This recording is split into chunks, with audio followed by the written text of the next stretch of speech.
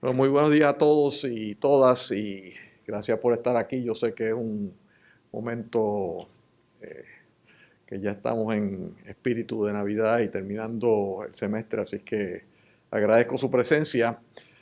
Hoy vamos a terminar un ciclo de conferencias que tienen que ver con establecer política pública y hemos mirado el comienzo mirando las características de los estados modernos y entonces entrando en las responsabilidades y por lo tanto la definición de política pública en esas áreas que la hemos dividido en áreas económicas, áreas de desarrollo social, salud, educación, etcétera, mirando la tecnología, cómo nos va cambiando las posibilidades de política pública.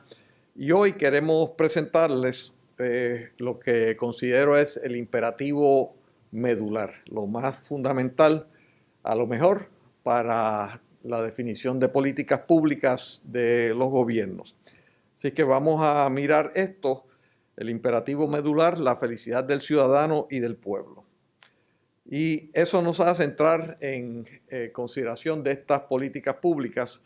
En esencia, este es el esquema que vamos a estar siguiendo hoy, qué es la felicidad, cuáles son los elementos y factores relacionados al concepto de felicidad, la relación a otros índices socioeconómicos como el Producto Bruto Nacional o el Producto Interno Bruto, el índice de desarrollo humano, que es uno que se utiliza por las Naciones Unidas, el Happy Planet Index, Subjective Wellbeing Rank, Gallup Poll, World Poll, todos estos son índices que se utilizan para tratar de determinar el progreso de los pueblos y la comparación entre los pueblos. Entonces entramos en una pregunta. Ustedes tendrán que responderle cada uno si hay o existe un derecho a la felicidad y si debe ser meta fundamental de las políticas públicas de los gobiernos. Entramos entonces en un modelo muy específico que es el modelo del Gross National Happiness o el Producto Nacional de Felicidad. Mirando el país que comenzó con estos conceptos, Bután, que es una pequeña nación en las Himalayas, y entonces tratamos de enfocar todo esto, siempre salimos de lo bien general, lo global, hacia lo que es específico para Puerto Rico, viendo algunos estudios sobre felicidad y viendo entonces también las políticas públicas que se derivan de esta, si entendemos que la felicidad debe ser índice y debe ser a lo mejor métrica para medir el progreso de nuestro pueblo. Y empezamos con definición. ¿Qué es? Pues este profesor que da, de hecho, un curso entero sobre felicidad en la Universidad de Harvard, establece que es un estado de plenitud y equilibrio. Aquí el concepto de equilibrio siempre es importante, que todo ser humano anhela como realización y bienestar y que combina una justa proporción entre lo que es, lo que se tiene y lo que se aspira. Y vamos a ver esto un poquito más adelante en el desarrollo de la filosofía budista, que es una religión, una filosofía que maneja específicamente los conceptos de sufrimiento humano y la felicidad. Como dije, este profesor da un curso en Harvard, tiene 1.400 estudiantes por semestre, 20% de los estudiantes toman este curso electivo y establece, por un lado, la vida con sus costos, sus emociones negativas y por otro lado la felicidad, que son visualizados como ganancias o emociones positivas. El Dalai Lama, que es el líder religioso principal del budismo del Tíbet, nos aporta lo siguiente: ¿cuál es el propósito de nuestra vida? ¿Qué le da sentido a nuestras vidas? El propósito de nuestra existencia es buscar la felicidad. O sea, aquí está planteando que ese es el propósito fundamental de nuestra iglesia, de nuestra existencia. Parece sentido común y los grandes pensadores occidentales, desde Aristóteles hasta William James, han estado de acuerdo con esta idea. O sea, la centralidad de la felicidad. De ese grupo de filósofos griegos, por ejemplo, Sócrates nos decía que aquellos que quieren tener menos están más cerca de los dioses. O sea, un tipo de fórmula para buscar la felicidad basado en las ansias del ser humano de tener cosas. Y de nuevo volvemos al Dalai Lama en un libro que se llama The Art of Happiness, que dice que el concepto de lograr la felicidad verdadera siempre ha aparecido en el occidente algo mal definido, elusivo, difícil de entender, por la subjetividad que tiene este concepto de felicidad. Pero se comienza definiendo los factores que llevan a la felicidad y los que llevan al sufrimiento. Después se empiezan a eliminar aquellos factores que llevan al sufrimiento y se cultivan los que llevan a la felicidad. Y el Dalai Lama dice que este es casi como una fórmula, eliminando sufrimientos y dando paso a la felicidad. Experimentos que demuestran que podemos aumentar o reducir nuestro sentido de satisfacción con la vida, cambiando nuestra perspectiva, claramente señalan la supremacía de nuestra actitud mental en llevar una vida feliz. O sea, lo principal está dentro de cada uno de nosotros, que es nuestra actitud mental. Y vamos a ver otros factores que inciden, pero que dentro de nosotros mismos tenemos las llaves para manejar la felicidad. ¿Qué le da forma a nuestra percepción y nivel de felicidad? Nuestro sentido de alegría está fuertemente influenciado por nuestra tendencia a hacer comparaciones. O sea que también vemos aquí que es una cuestión relativa. La felicidad no es una cuestión absoluta, sino relativa. Podemos aumentar nuestro sentido de satisfacción con la vida cuando nos comparamos con aquellos que son menos afortunados que nosotros y reflexionamos sobre todo lo que tenemos. Y en ese contexto recurro a Calderón de la Barca en su obra La vida es sueño, que dice: cuentan de un sabio que un día tan pobre y mísero estaba, que solo se sustentaba de unas hierbas que cogía. Habrá otro, entre sí decía, más pobre y triste que yo. Y cuando el rostro volvió, halló la respuesta viendo que iba otro sabio cogiendo las hojas que él arrojó. Así es que el sentido de comparación, de felicidad, que tiene un elemento de comparación, está claramente descrito en ese poema. La felicidad está determinada más por nuestro estado mental que por eventos externos. El éxito puede resultar en un sentido temporal de exaltación o una tragedia puede sumirnos en un periodo de depresión. Pero tarde o temprano nuestro nivel general de felicidad tiende a migrar hacia un nivel base. Los psicólogos le llaman a este proceso adaptación. Esto se debe a que nuestra felicidad del momento se determina principalmente por nuestra perspectiva. De hecho, el que nos sintamos felices o infelices en un momento determinado tiene poco que ver con nuestra condición absoluta. Es más bien una función de cómo percibimos nuestra situación, de cuán satisfechos estamos con lo que tenemos. De nuevo, la subjetividad, la cuestión de comparación entran aquí. Sin embargo, hay estudios o estudiosos que han querido identificar factores, además de lo que hemos estado hablando, y hay unos estudios que establecen que la herencia, la genética, contribuye a la felicidad de las personas. Y ustedes pueden comprender esto si una persona genéticamente trae unas taras, por ejemplo, de deformidades físicas o de inhabilidad de hacer ciertas cosas o de subdesarrollo de capacidades mentales, pues obviamente eso tiene, ese elemento genético tiene que ver con la felicidad del individuo.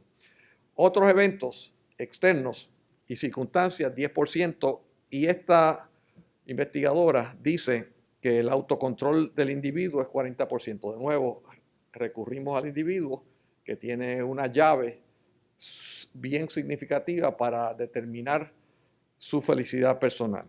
Otro estudioso, Minkoff, dice que existe un componente genético en las diferencias de felicidad nacional, ya no en el individuo, sino cuando compara y estudia diferentes países, diferentes naciones, establece o correlaciona con un gene que le llama el FAAH, que yo no sé lo que significa, pero ese gen específico parece que tiene una relación con las diferencias que se notan a niveles nacionales.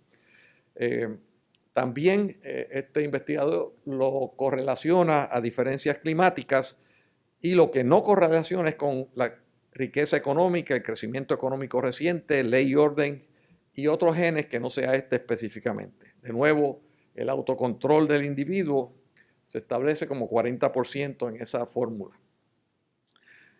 Hay ciertos elementos socioeconómicos que tienen una relación a la felicidad, necesidades básicas, alimento, vestimenta, refugio. Si usted no tiene esas necesidades básicas cubiertas, pues entonces va a estar bajo unos estados de sufrimiento.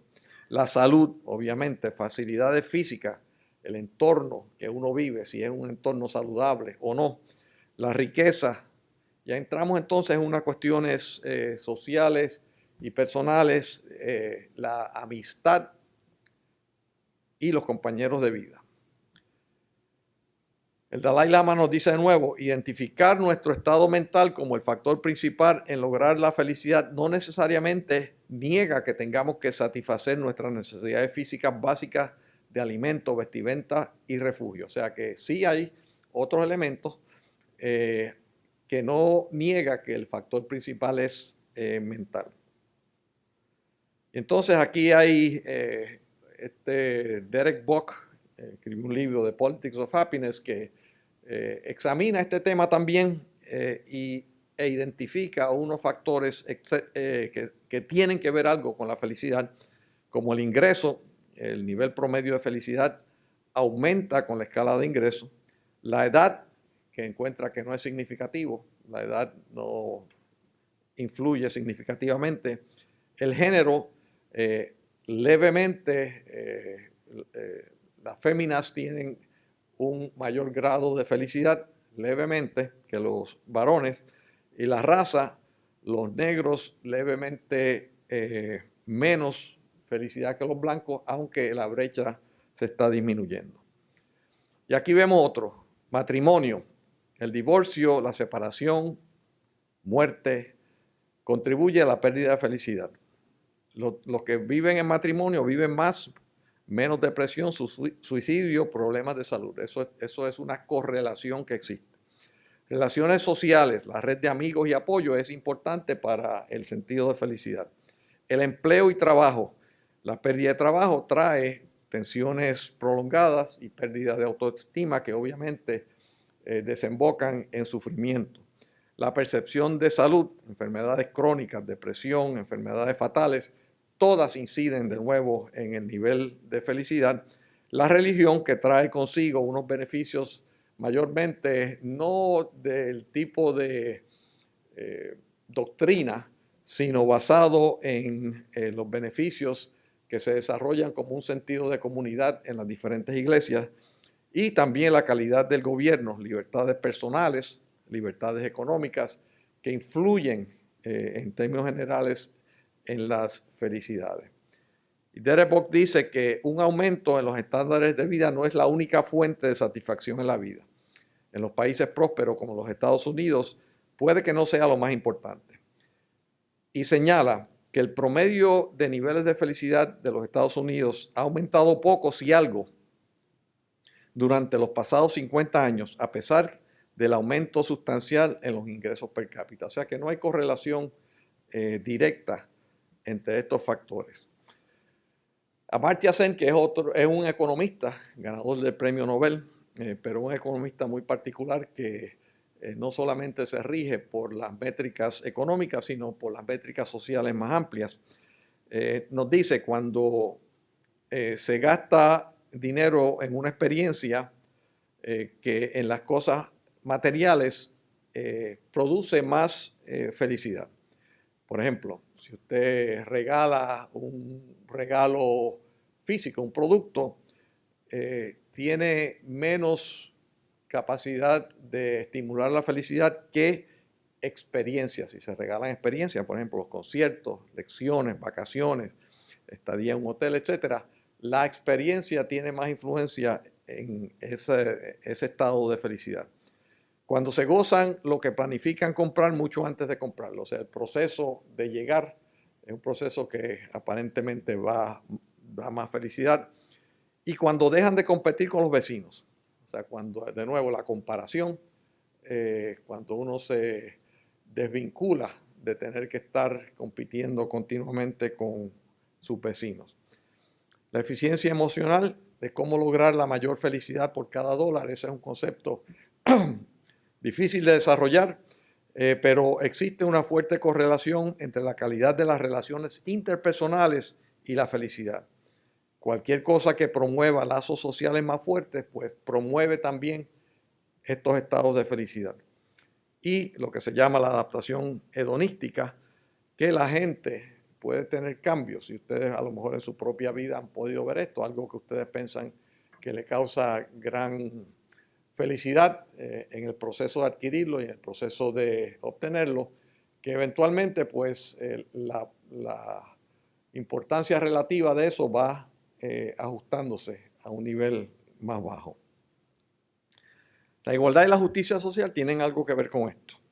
Las sociedades con un mayor nivel de bienestar son aquellas en las que hay un mayor nivel de igualdad social. Y este es un tema que hemos tratado de desarrollar aquí. La creciente desigualdad económica y social en el mundo, en los Estados Unidos y en Puerto Rico. La felicidad no es un asunto solamente individual, sino que depende de un entorno más justo, en el que se respetan los derechos humanos, se cuide el medio ambiente y exista el apoyo social. Y aquí Amartya Sen, con otro coautor, en otro libro, nos señala que el tema central del debate no reside en la globalización misma, ni tampoco en el recurso al mercado como institución, sino en la falta de equidad en el balance de los arreglos institucionales que dé lugar a una distribución muy desigual. O sea que el mero hecho de tener como meta una distribución social y económica más equitativa es algo positivo en términos de los niveles de felicidad. Y de nuevo, el Dalai Lama, hay un segundo tipo de compasión que se libra de esas ataduras. Ese tipo de compasión no se basa tanto en el hecho de que yo considere a esa o aquella persona muy querida. Está hablando de cómo debemos relacionarnos con las otras personas o en esencia con los seres vivientes. La compasión genuina se basa en el racional de que todos los seres humanos tienen un deseo innato a ser felices. Felicidad como una cosa natural, innato, inalienable. Y superar el sufrimiento al igual que yo. Y entonces podemos ver de todo esto que hasta ahora hemos visto una serie de factores, muchos de los cuales son subjetivos, muchos de los cuales residen en el individuo, pero algunos que son externos al individuo. ¿Cómo entonces podemos, si queremos usar eso como una meta, como un objetivo, cómo podemos medirnos, que es el problema grande? ¿Cómo medimos esto? Pues hay varios índices que se han desarrollado para tratar de definir ahora en términos de la sociedad, en términos de los pueblos, en ese contexto nacional, utilizando primero parámetros económicos, que es lo que tradicionalmente se ha mirado cuando se comparan los países. Se compara el Producto Bruto Nacional, los niveles de desempleo, el ingreso per cápita, etcétera, utilizando eso como índice del progreso. Si va creciendo su Producto Bruto, pues usted entiende que va mejorando su sociedad. Pero eso no es totalmente correcto. Es una visión un tanto deforme. Las Naciones Unidas estableció un índice basado en condiciones de vida más amplias, que incluye no solamente lo económico, sino incluye lo educativo, incluye la salud. Y ese índice de desarrollo humano se utiliza ampliamente, pero se queda corto del concepto de felicidad que vamos a ver más adelante. Y aquí están los índices, otros índices, como dije, Producto Bruto, el índice de desarrollo humano de las Naciones Unidas, una serie de otros índices que se han utilizado, World Happiness Report, en el que ponen a Puerto Rico 27, Estados Unidos 11, el Happy Planet Index, que pone a Estados Unidos 114, el Subjective Wellbeing Rank pone a Puerto Rico 2 y Estados Unidos 16, El Gallup World Poll of the Happiest Countries pone a Puerto Rico 23 y Estados Unidos 14. O sea que vemos como hay una variabilidad relativamente grande dependiendo de los parámetros que usted utilice para definir lo que es la felicidad.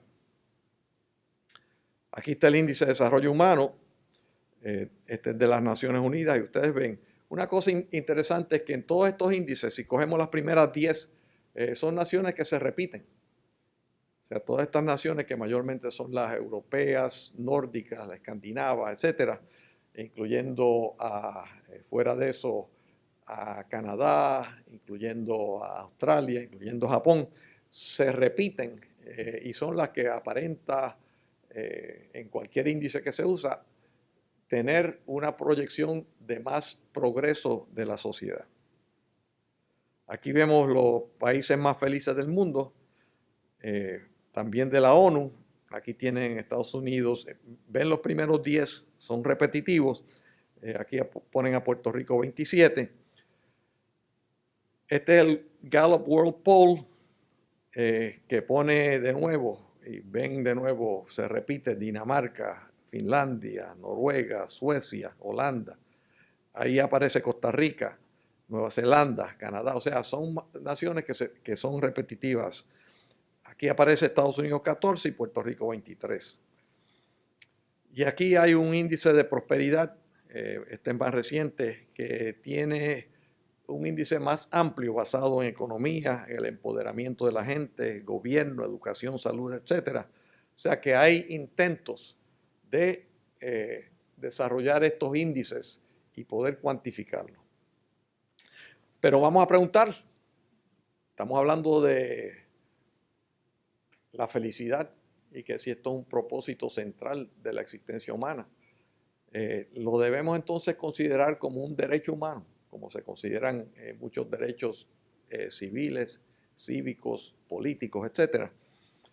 Y aquí hago referencia a ciertos documentos que indican la centralidad de este concepto.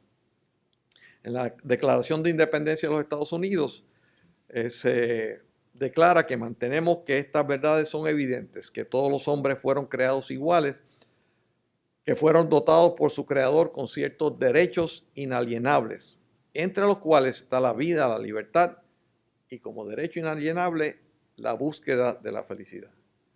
Vean que es la búsqueda, no es la felicidad, es la búsqueda. Es lo mismo que el derecho a la salud, no es el derecho a estar saludable, es el derecho a tener acceso a usted poder conservar su salud. Si es así, preguntamos, ¿debe ser la felicidad una meta política pública? Bentham, que es un filósofo de la filosofía utilitaria, trata de poner esto diciendo que la meta primordial del gobierno debe ser el asegurar la mayor cantidad, los utilitarios usan eso, la mayor cantidad de felicidad para la mayor cantidad de personas. Eso debe ser la meta primordial de un gobierno, maximizando el bienestar y minimizando el dolor. La Constitución de Francia dice, ahí está en francés, no voy a masacrar el idioma francés, así que lo digo en español, el fin de la sociedad es la felicidad común, pero está en la Constitución.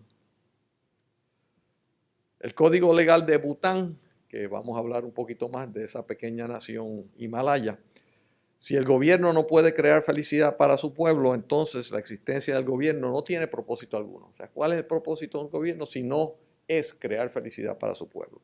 Y esto aparece ya formalmente en el Código Legal desde siglos en esta pequeña nación budista. Bután, pequeña nación en las alturas de las Himalayas, bastante aislada, tiene una cultura y sus valores son budistas. La religión budista y la filosofía budista se basa en esencia en cómo se maneja el sufrimiento humano y la felicidad. Ellos han desarrollado lo que ellos han llamado el Producto Nacional de Felicidad y tiene unos pilares entre los cuales está el desarrollo sostenible, preservación y promoción de valores culturales, conservación del medio ambiente natural y buena gobernanza. Y también incluye medidas económicas. Este modelo original de Bután, también ahora bajo el auspicio de las Naciones Unidas, se está tratando de desarrollar para utilizarlo a nivel global.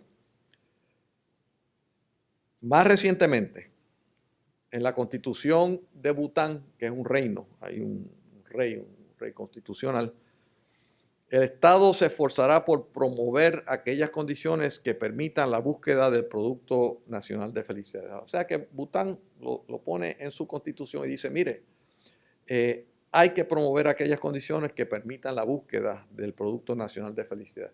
No es solamente el aumentar el Producto Bruto, tener una economía más pujante, tener mayores oportunidades de educación o mejores índices de salud, todo esto, pero hay que buscar esto que es la felicidad. El rey actual ha establecido que el Producto Nacional de Felicidad es más importante que el Producto Interno Bruto. O sea que aquí pone, vamos a sustituir esto que es lo que se utiliza o se ha utilizado hasta ahora, vamos a sustituirlo por esto. Y aquí el Gross National Happiness, el Producto Nacional de Felicidad, es presentado como una medida de progreso de un país o jurisdicción o una civilización. Las métricas tradicionales, como dije, el Producto Bruto Nacional, el ingreso per cápita, pero este índice es un indicador de calidad de vida y progreso social y es más holístico, no depende de solamente uno o varios parámetros que puedan ser estrictamente medidos. En esencia tiene unos pilares, 72 indicadores, más adelante les voy a enseñar eso, y el problema que tenemos siempre es la dificultad de medir las escalas, que no hay una medida cuantitativa exacta que uno puede decir, pues como el peso o el tamaño o la velocidad, etcétera, que se puede medir con precisión. Y en esencia, este producto Gross National Happiness tiene 4 pilares: el desarrollo económico sustentable y equitativo. Aquí hay 2 conceptos. Sustentable, que no vaya abocándose a su terminación, y equitativo, que incluya a todos los ciudadanos dentro de un marco justo. Preservación de la cultura, conservación del medio ambiente y buena gobernanza. Eso se refiere a los gobiernos. La buena gobernanza y democratización, el desarrollo económico estable y equitativo, que incluye la educación universal libre de costos para todo el mundo durante toda la vida, el acceso universal a la salud. De nuevo, protección del ambiente, preservación de la cultura y el balance entre unos factores importantes para los seres humanos y su felicidad: la familia, el trabajo y el uso de tiempo libre o lo que llaman ocio. Y aquí hay 9 dominios, no voy a entrar, pero básicamente esos 4 pilares se subdividen en 9 dominios que ustedes pueden ver ahí. Y entonces, en el último cónclave que hubo en el 2015, recientemente, hace unos meses, se establece que los derechos y la libertad se entrelazan hasta cierto grado con la espiritualidad de la compasión. Es lo que hablaba el Dalai Lama hace unas laminillas atrás. Pero la espiritualidad de la compasión genera una responsabilidad directa con el bienestar y la felicidad de los demás. O sea que no es solamente los derechos que uno tiene, sino que hay una responsabilidad directa hacia los demás, algo que no sucede claramente con los derechos y la libertad. La espiritualidad se puede definir como compasión, una actitud que toma en consideración el bienestar de los seres que sienten. Los budistas hablan de los seres que sienten, no solamente los vivientes, sino los seres que sienten. En esencia son los humanos y el reino animal, que también está incluido en este concepto de compasión. Vamos a entrar entonces a Puerto Rico. Aquí, en una encuesta que se hizo en 2013, los elementos importantes para la felicidad como contestación de los puertorriqueños. Vean ahí en la parte inferior que el factor más importante era la familia, la salud, la situación económica. Y entonces vemos ahí espiritualidad, la fe o la religión. Vean, esas son las principales, vamos a decir, factores que nuestra gente identifica que son importantes en su felicidad. Y entonces hay otra serie más intermedia, la relación de matrimonio y las parejas, las amistades, el ambiente laboral, la educación, etc. Y entonces otras que tienen muy poca valoración. En otra encuesta de Gaither en el 12, se le pregunta a los puertorriqueños si están satisfechos con su condición de vida, con su estándar de vida. 32% muy satisfechos, 31% bastante satisfechos. O sea que demostramos, por lo menos en 2012, no sé cómo estará ahora, pero en 2012, que teníamos una alta satisfacción con nuestra calidad de vida. Entonces, vamos a mirar las políticas públicas teniendo todo esto de trasfondo para Puerto Rico. La política pública debe establecer como fundamento para el desarrollo y progreso de la isla el aumento de la felicidad. Eso es lo que se plantea, que debemos, para mirar el desarrollo y el progreso de nuestro pueblo, este concepto de la felicidad del pueblo. Y establecer entonces instrumentos de medición y seguimiento, y yo creo que aquí como política pública, pues recomendaríamos que se empiece a establecer una comisión que empiece a estudiar de la misma manera que se ha hecho en Bután o que están haciendo en las Naciones Unidas, parámetros específicos para nuestra sociedad puertorriqueña. Y estas deben ser las políticas públicas que se derivan de este concepto de felicidad, que deben estar basadas en elementos de justicia social, la educación como derecho, como dije anteriormente, derecho de todos y por vida. Salud como derecho, accesibilidad a los servicios de salud para todos. Crecimiento económico sostenible, equidad, no es solamente el crecimiento económico, sino equidad en la distribución de los bienes económicos. Visión pro familia, protección del ambiente y buena gobernanza y democracia. Si estos son los principios, entonces podemos ver cómo se desarrollaría unas políticas económicas, ya específicamente económicas, dentro de esa sombrilla más general, de una economía guiada por principios de justicia social y protección del ambiente, y un crecimiento económico o prosperidad basado en aumento de productividad, y aquí entramos en la tecnología. En una conferencia anterior vimos cómo la tecnología nos puede, en esencia, hacer posibles ciertas cosas que ahora mismo no son posibles. Que esta prosperidad también se produzca sin destrucción o sobreexplotación de los recursos naturales, que haya una participación justa en las ganancias, o sea, el concepto de justicia social, minimizar las desigualdades, y esto requiere como política económica que se redefina la corporación, y vamos a ver más adelante qué significa esto. Esta rectora de la Universidad Tecnológica de Panamá nos dice que el crecimiento económico tiene poco sentido si los beneficios de este no permean la mayoría de la población. De nuevo, Bentham decía que era maximizar la felicidad en el máximo número de los ciudadanos, y este es el pensamiento similar. De ahí podemos derivar a lo mejor unas recomendaciones para ciertas políticas contributivas, dentro de lo económico, contributivas, que debe ser, pensando en la justicia social y pensando en la desigualdad, un sistema progresivo. Quiere decir que mientras más ingresos haya, más proporcionalmente tienen que aportar.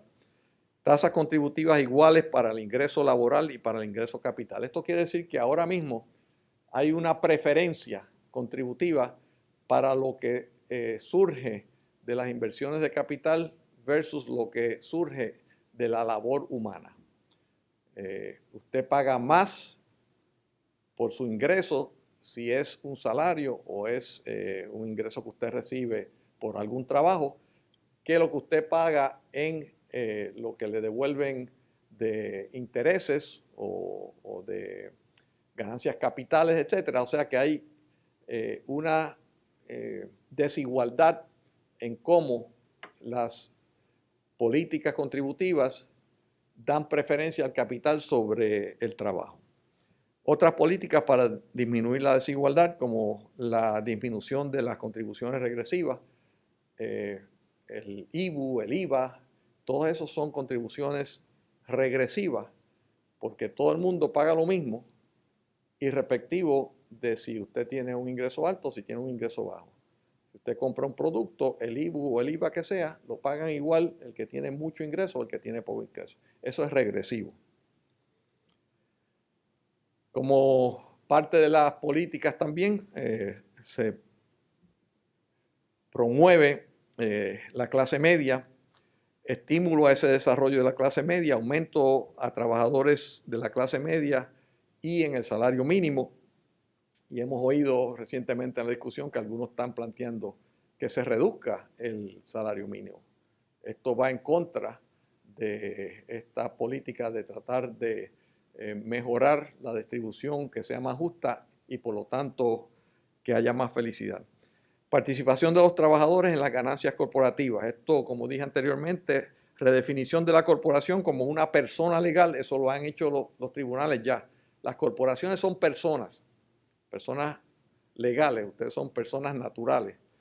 Pero como persona legal que tenga responsabilidades ampliadas, no solamente a los dueños, sino también a los dueños y accionistas, sino a los empleados, al pueblo y al ambiente, que es en esencia a toda la sociedad. Políticas de promoción de pequeños negocios y negociación colectiva. Sistemas de retiro. Reglas iguales para todos. Empleados electorales, manuales de cuello blanco, de cargo electivo, incluyendo alcaldes, legisladores, gobernador. O sea que un año del trabajador en el servicio público es equivalente, no importa cuál sea su posición. Ahora, como ustedes saben, hay diferentes reglas para diferentes grupos. Cada año de servicio cualifica igual, sin importar el tipo de trabajo. Y un sistema de contribución definida, el porciento del salario pareado por el Estado y inversión en un fondo cualificado elegido por el trabajador. Políticas de salud, ya no económicas, de salud. Se plantea el derecho constitucional a la salud. Eso es el acceso a los servicios de salud para todos, como hemos dicho. Acceso a servicios de salud para todos a través de seguros de cubierta universal. Sistema basado en justicia social y eficiencia económica. Un gobierno como comprador de acceso, rector del sector salud, en un modelo de mercado y competencia con subsidio a poblaciones vulnerables. Y una estructura de responsabilidades compartidas. O sea que aquí de nuevo tenemos que todos colaborar, no es solamente el gobierno, no es solamente el sector privado, sino cada uno de nosotros como individuos tenemos una responsabilidad en las políticas de salud. Políticas de educación, derecho constitucional a la educación, más que meramente ser miembro productivo de la fuerza laboral de la producción de capital humano, que es definir la educación como que produce trabajadores para el sistema de producción. Pues tenemos que ir más allá de eso si vamos a estar consistentes con las políticas de la felicidad. Preparar estudiantes para búsqueda más allá de lo laboral. Educación no termina durante los años 20, ni se extiende sino que se extiende durante toda la vida. Incluye educación formal desde niveles preprimarios hasta postdoctorales. La internacionalización de la educación. Preparar al estudiante para el éxito en un nuevo contexto globalizado, el ciudadano global. Y ampliación de posibilidades en procesos de enseñanza y aprendizaje mediante aplicación de nuevas tecnologías que hemos discutido un poco en otras conferencias. desarrollo de la democracia, se señala la influencia nociva del dinero en las decisiones democráticas, y aquí pues se pueden establecer ciertas metas específicas, contribuciones corporativas o sindicales no permitidas, o sea, solamente sean individuales, la limitación de las contribuciones políticas individuales hasta cierto nivel, y el financiamiento por el Estado permitiendo pareo de contribuciones personales bajo limitaciones anteriores. Eso elimina lo que se ha llamado el inversionismo, o minimiza el inversionismo político, donde el dinero afecta las decisiones democráticas que se toman por el pueblo. Utilización de tiempo libre. La mayoría de las actividades que se disfrutan ocurren fuera del trabajo. Tiempo libre personal, recreación, actividad con familias o amigos, con niños. Nuevas maneras de utilizar este tiempo disponible. Permite que nos enfoquemos en la innovación, en la creatividad, en la utilización diferente de ese tiempo libre, del ocio, lo que nos dé disfrute. Establecer políticas públicas sobre familias, por ejemplo, que promuevan la estabilidad de las familias, que promuevan el bienestar de los niños, las licencias de maternidad y paternidad también. Oportunidad para el desarrollo óptimo de capacidades humanas. Esto nos permite, si tenemos más tiempo libre, permitir que cada individuo se pueda desarrollar al máximo de sus capacidades humanas. El Buda dice sobre la utilización de tiempo: siéntate, descansa, trabaja, solo contigo, nunca hastiado, al borde del bosque, vive feliz y sin ansia. Sentido de balance, sentido de felicidad.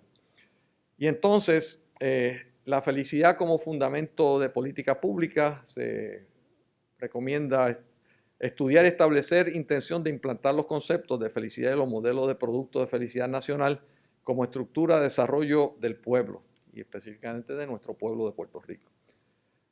Y aquí hay unas metas resumidas: minimizar la desigualdad, maximizar el empoderamiento del ciudadano, reducir la pobreza, apoyo a la clase media, y una nueva teoría de desarrollo económico que, en vez de concentrar en los factores económicos per se, se concentra en la inversión en los factores sociales, el desarrollo del ciudadano, y por consiguiente eso trae un desarrollo económico subsiguiente. Aumento en la inversión e implantación de nueva tecnología. La tecnología es una llave. Se dice que la política es el arte de lo posible. La tecnología te amplía lo posible y, por lo tanto, la tecnología amplía a la política, lo que se puede lograr con la política. Fortalecimiento de la democracia, reducción de inversiones políticas, reducir la corrupción, balance entre competencia y colaboración, desarrollo del ciudadano global, protección del ambiente y promoción de la cultura. Todas estas son cosas generales que se establecen como un posible marco de referencia para una posible política pública de la felicidad para nuestro pueblo.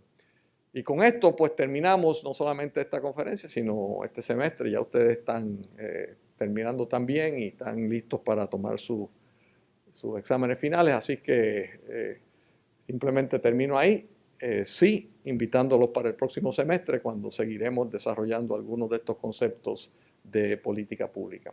Si alguien tiene alguna pregunta o algún comentario, pues con mucho gusto lo atenderemos. Muchas gracias.